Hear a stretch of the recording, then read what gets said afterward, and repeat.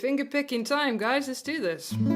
So today we're going to look at a 3/4 finger picking time, which means we've got 3 crotchets or quarter notes in the bar.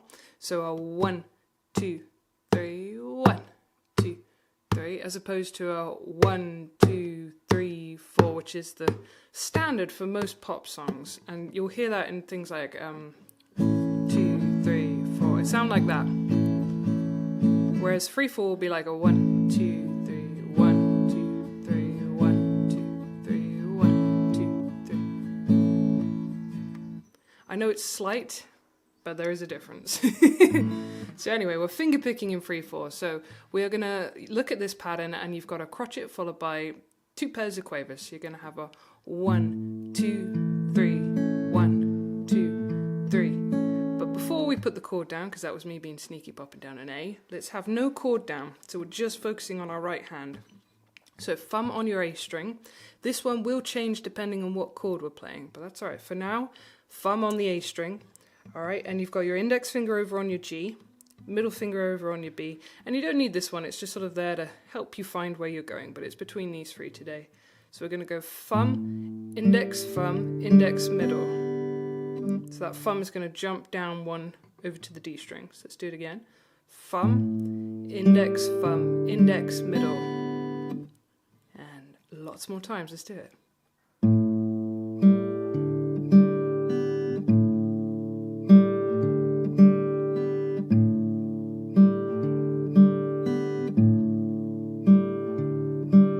So thumb, index, middle.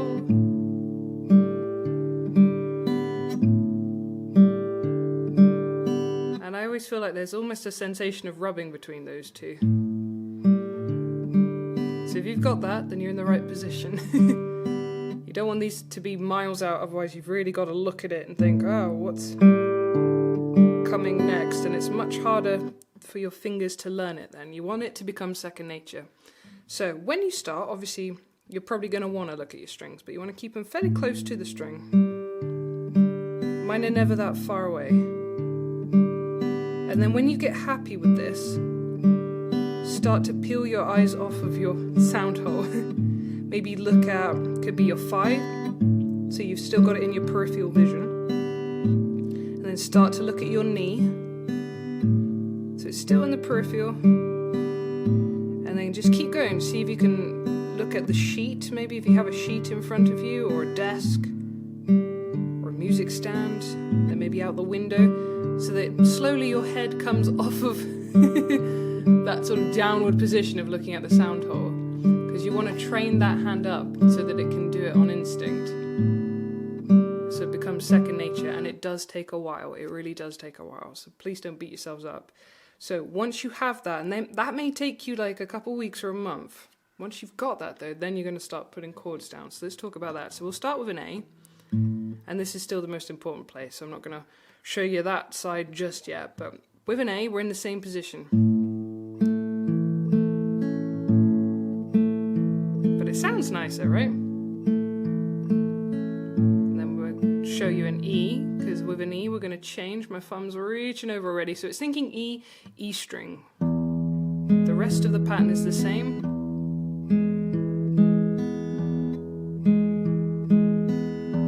Then with a D, you have options. You can double up the D string if you like. I think I do, so that I don't have to move my hand at all. So here's option 1.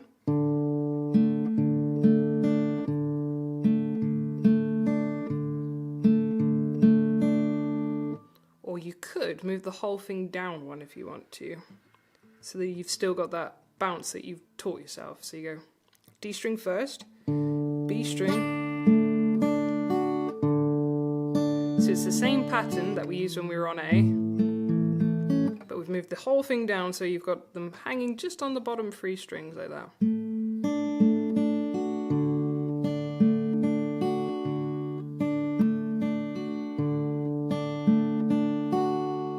So you might prefer that one.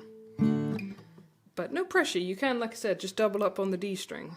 Because then you don't have to move your hand at all, which might be easier.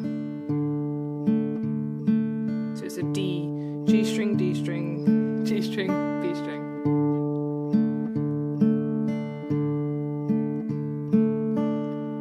And then let's also look at a G.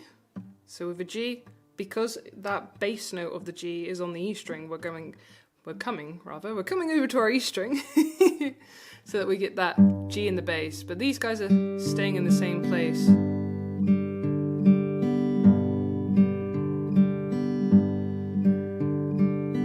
So generally speaking, it is where the bass note is of the chord. So if it's a G, it's going to be our E string. If it were a C chord, it'd be our A string. So that's where your finger is on the bass. Some people play C differently, and you could, yes, indeed, you could come over here. But it doesn't sound as correct as starting with the actual C, the note of C that is on 3rd fret on your A string. That sounds a little bit more correct. So there you go, that's a whistle-stop tour of this finger-picking pattern, and then let's just play you a little bit of Magnolia Wind. I'd rather sleep in a box like a bum on the street than a fine feather bed without your little old cold feet. And I'd rather be deaf, dumb and stone blind, than to know that your mornings will never be mine. And I'd rather die young than to live without you. And I'd rather go hungry than to eat lonesome stew. You know it's once in a lifetime, and it won't come again. It's here and it's gone on a magnolia wind. And I'd rather not walk through the garden again if I can't catch your scent on a magnolia wind. Well, if it ever comes time that it comes time to go, pack up your fiddle, sis. Sis, pack up your bow. If I can't dance with you, then I won't dance at all. I'll just sit this one out with my back to the wall. And I'd rather not hear pretty music again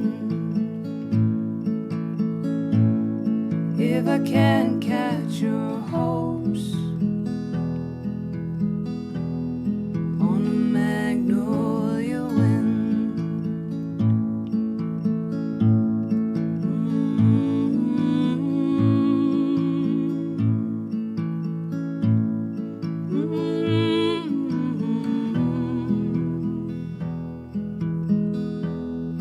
If I can't catch your scent on a magnolia wind.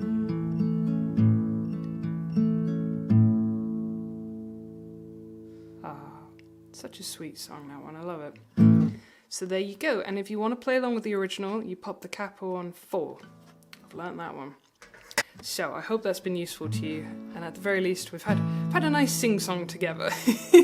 So thank you for watching, and I'll see you all again soon. Take care. Bye.